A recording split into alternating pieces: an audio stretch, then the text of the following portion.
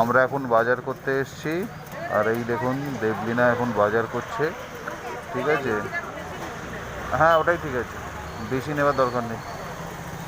এখানে সব একটু সকাল সকাল এলে বাজারটা ফাঁকা থাকে, জিনিসপত্রগুলো ফ্রেশ থাকে, আর ভিড়ও থাকে না সেরকম।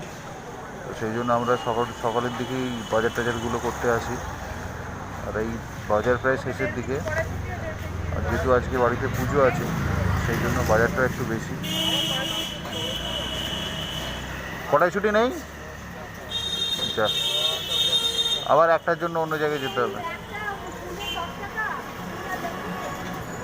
আজকে দাম বেশি থাকবে, পুজো না।